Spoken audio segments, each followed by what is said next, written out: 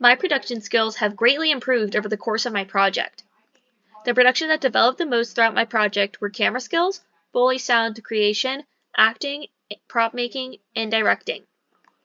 Let's cover the improvement of my camera skills first. During filming, I learned and created new camera angles using the resources I had available to get unique shots, such as standing on a ladder to get high-up shots or having people record from the flow to get a low-angle shot. I used the natural lighting of my setting to add different themes, making it look more cold or nostalgic. I also used low and high camera angles to give context to the scene and create disposition between the characters. For Foley sound, I used almost all of my own sound. I used my own whistling and blowing on my microphone to create wind flurries and a bell to create bell noises. Creating these sounds added background to a scene that would have seemed empty without it. The bell and the wind flurries added to the association of winter, Christmas, and it being cold to the scene.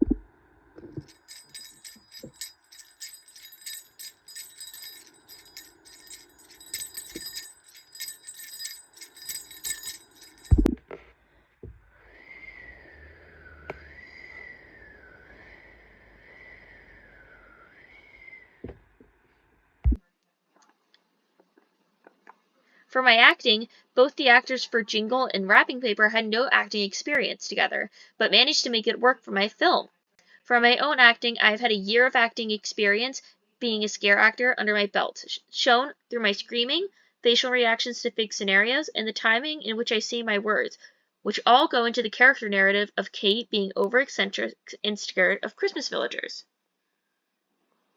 3, 2, 1. 911.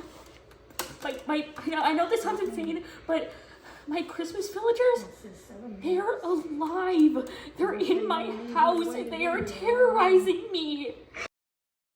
For props, most were from my setting itself, but I made sure to make that any that were in the highlight of certain scenes Christmas themed, such as the cups in the beginning that have Christmas colors and the Christmas blankets. This adds to the narrative that the movie takes place during Christmas time. I also used creative solutions to get around prop problems by creating fake blood. You can find multiple fake blood recipes online on the internet, which typically called for red, orange, and blue food coloring, water, and flour. We had tried making that with the stuff that Zoe had in her pantry, but when we touched it, we realized that it stained pretty badly on our fingers, and I didn't want a red forehead for school the next morning.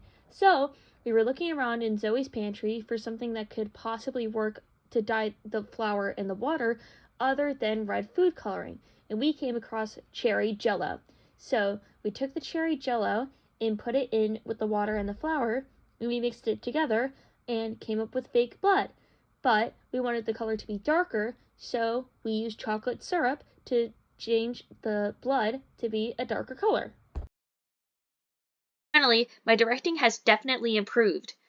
Placing actors in my scenes was easy since I was able to have an open floor plan.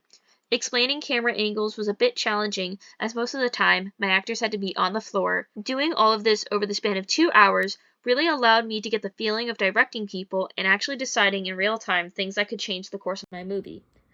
Overall, I feel that my skills in production have greatly improved, allowing me to have such a well-finished project.